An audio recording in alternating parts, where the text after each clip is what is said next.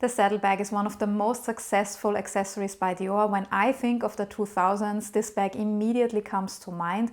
John Galliano, the then creative director, revolutionized bags and accessories for us with this bag, and it was hugely popular up until 2007-2008. Then it disappeared, probably because customers got a bit tired of this design. It was a very loud and bright design very often. And then it was kind of resurrected in 2018 by the then creative director Maria Grazia Chiuri. Since then, I've been seeing this bag everywhere in this new version, also with the crossbody strap. And the question that I always ask myself, is this still an iconic design, or have we seen a bit too much of it? In this video, I'm going to look into this question and also the history of this iconic bag. Just as a brief side note here, this is a non-sponsored video. I'm just sharing my personal opinion and my research here. Everything I say is alleged and for entertainment purposes only. And if you're new here, welcome. My name is Liz. I talk about luxury and fashion once a week. So if you want to learn more about fashion history, the fashion business, or fashion events, come on over, join the fun and subscribe to my channel. This famous bag made its first appearance during the Spring-Summer 2000 ready-to-wear show by John Galliano for Dior. He was the creative director of the house from 1997 until 2011. And this particular collection is very interesting because it's completely different to what was happening in fashion overall. It was Y2K, it was the turn of the millennium, and most of the designers also thought about this topic. They looked into the future, they looked into the technical possibilities in the future. Also, this change from 1999 to 2000 was a big issue. But while those people, the other designers, looked into the future, Galliano kind of looked back. And when we look at this collection, we see that he looked to the 70s. We have a lot of leather, we have these typical skirts, the pants, the boots. It's nothing really futuristic when you look at it, but it was very much Galliano. It was very much 1970s, which at the time was also another overall trend. Galliano is known to be a maximalist, so we have a lot of graphic patterns with dots and stars.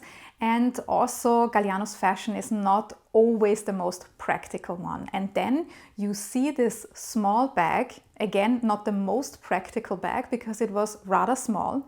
It didn't have a long strap. You had to wear it with this short strap under your arm. But it was kind of cool. Everybody noticed it, and soon after, this bag took everyone by storm. Where did the inspiration for the iconic saddlebag come from? As the name suggests, it's equestrian inspired. It's this kidney shape, but the shape is also the shape of the saddles of the jockeys. So we already have this in the name, and it's not surprising that there are many tales spun around this bag. Very often tales also help to increase sales. So one very popular tale around this bag is that it was actually inspired by a photograph taken by Helmut Newton. This photograph was taken in 1976. It's called Saddle Eye Paris. It's quite a polarizing one, and it immediately becomes clear why, because the model is on all fours. She wears this push-up bra, jodhpur pants, the riding pants, and then also a saddle on her back.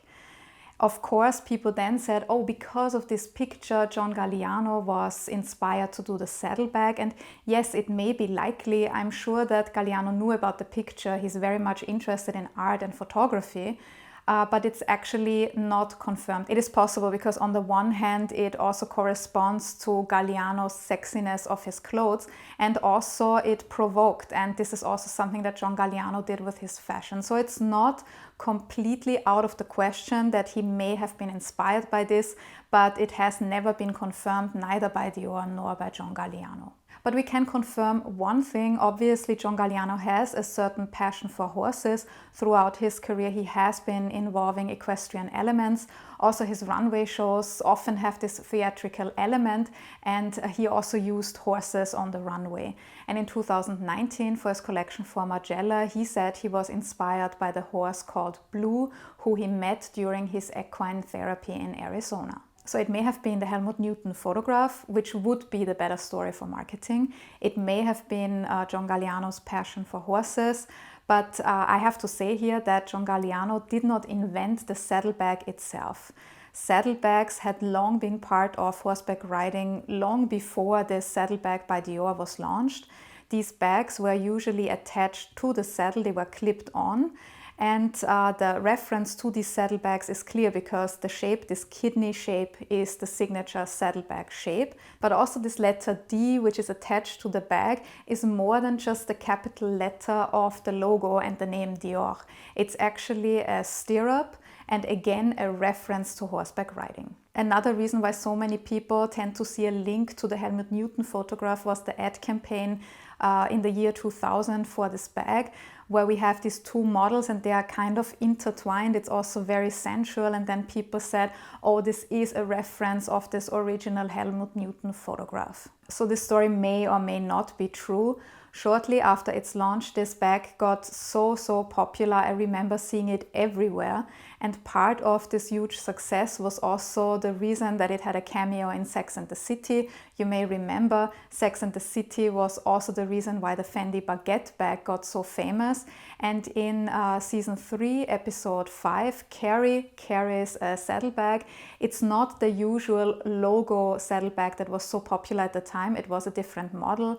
It was kind of white, yellow and pink with equestrian themes on it. It looked like a foulard, and today this is one of the most sought after models of the saddlebag. It's almost impossible to get it on the resale market. And this bag had a huge impact also on the financials of Dior.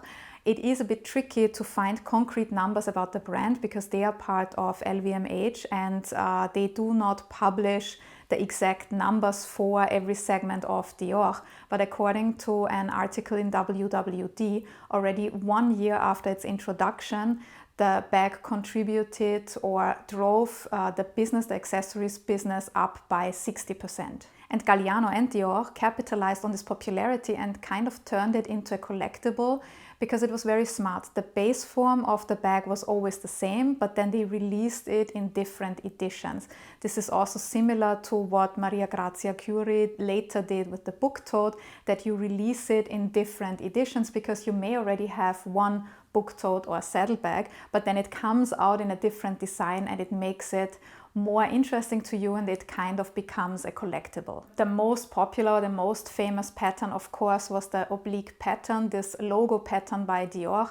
This is also the pattern that comes to my mind when I think about the saddlebag. This is also the reason why I'm personally a bit tired of this bag. And this is also the pattern that then Maria Grazia Chiuri also took up again in 2018. And when we look back into the original designs, the different designs of the saddlebag, there are quite a few to mention. One that probably comes to mind is the tricolor rasta, which is kind of an iconic, I would say, color combination, because when I think of the 2000s, I think of this ad campaign. It was also the logo canvas and then the Jamaican colors in stripes on that saddlebag. Galliano also released it in floral girly, in adorable, in a leopard print. So there were so many different designs that people could choose from, and eventually this made the bag a collectible. And speaking of collectibles, one of the most sought after designs is the newspaper design of the saddlebag. You may remember Carrie was wearing Galliano's famous newspaper dress in Sex and the City. If you want to learn more about this, I also did another video about this. And this print was so popular. There was newspaper print everywhere. And then of course it was also on the Dior saddlebag. So until today, people still keep looking for that particular model with the Dior daily on it. And it became an it bag because the it girls carried the saddlebag. Among them, probably most known, Paris Hilton, who dominated fashion at the time. She was seen in a white leather version, then also in a rinse denim version. And of course, a lot of people followed her style. It was probably so popular because on the one hand, we had this ugly chic that was also heavily influenced by Prada. But then also at the same time, there was McBling, which was also very showy, very loud. And the saddlebag is a bag which is not quiet luxury.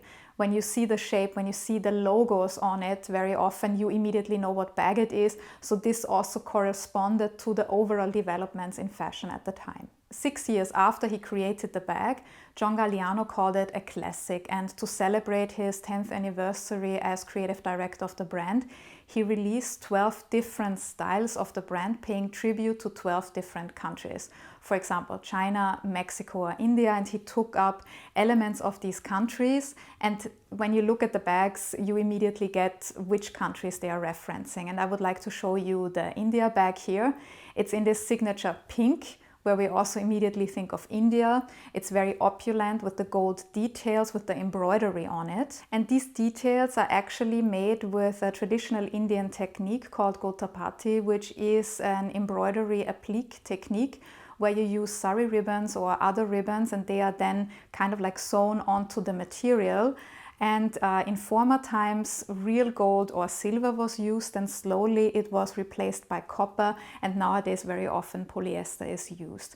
You may have seen this technique. Very often it's used for formal Indian wear, for bridal wear. And this is not the only reference. Another reference is this big D again, which is a reference to the knot, the nose ring, and the chain. So if I'm perfectly honest with you, I'm not a big fan of the logo versions of the saddlebag, also the new reinterpretations, but I have to say I would not say no to the India saddlebag designed by John Galliano in 2007. Every hype also comes to an end, and in 2007, 2008, the bag slowly disappeared. It was not in the collections anymore, and I think this was just mirroring what was going on in fashion overall. 2008, we know it started this financial crisis, and also fashion changed according to it. This loud style from Y2K, McBling became a bit unpopular, I would say. And I also think that customers became a bit tired of this design. This bag was everywhere, the logos were everywhere. And I just think everybody had enough and they didn't want to see it anymore. So of course, then this bag disappeared a bit. It's a bit similar to what I said about the multicolor monogram at Louis Vuitton, the Murakami edition, which was hugely popular, and then it kind of disappeared. Another reason may have also been the many fakes of this bag floating around. There is, even today, when you look into certain shops, saddlebags are kind of everywhere referencing the Dior saddlebag. So I think it was natural that customers got a bit tired of it. And then this bag slowly made its way back. Some call it the Beyoncé factor because she was seen with an original from the 2000s in 2014. Also the Korean pop star CL carried an adorable one. So something was going on, something was brewing underneath. And then Maria Grazia Chiuri joined Dior, and she did have a good feeling for these trends. And I think it was also the times, because again the logomania came back. And then Maria Grazia Chiuri released a re-edition of this iconic John Galliano design in 2018. Again, also she used the logo pattern, the oblique pattern, but she changed the bag a bit. The signature characteristic of the Galliano design was that this bag was not practical. You kind of carried it in your armpit. Chiuri is known for a rather practical approach to clothing, so she gave this bag a strap, a crossbody strap, which made it more practical to wear. These straps became hugely popular, so I think this was a smart move. She basically capitalized on the times. Whether you like that particular style or not, I'm not sure. I'm not a big fan of it because I actually like the original design with this rather impractical strap better, but that's a personal taste thing. Also, Chiuri made the bag a bit bigger so that smartphones could fit. In the 2000s, the trend was the phones had to be as small as possible. Now the phones have become bigger. And she also made the bag a bit more robust. If you think about the original designs, they were a bit softer, a bit more slouchy, and today's versions of the saddlebag are a bit firmer, I would say. Immediately after its reintroduction, this bag became an instant success. I said this in my video about Maria Grazia Chiuri. She was very good also at marketing, and also the list index reflected that, how many people searched for saddlebag at the time. And even before you could get the new version of the saddlebag in the stores, the searches already went up. So we can already see how successful the reintroduction of the saddlebag was even before it formally launched. And also Kim Jones, the then creative director of Dior Homme, so Maria Grazia Chiuri's colleague at menswear, he experimented with this bag, and I actually find these experiments a bit more interesting than the rather standard ones for the women, because first of all, it still was something rather new to include bags for menswear. And while Maria Grazia Chiuri also did interesting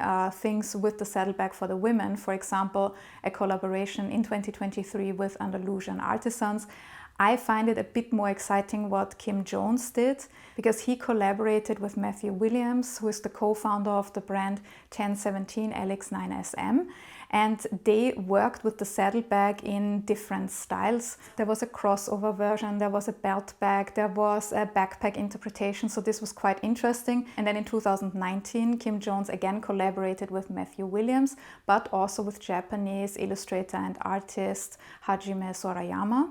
And they kind of had an artistic approach to the bag. It was probably an interpretation that was not meant to be worn. It was more about showing the art on the runway, but I also like this idea very much to kind of merge fashion and art. In 2021, Kim Jones collaborated with rapper Travis Scott, and they paid tribute to Texas, Scott's home state, and also this was reflected in the saddlebag designs.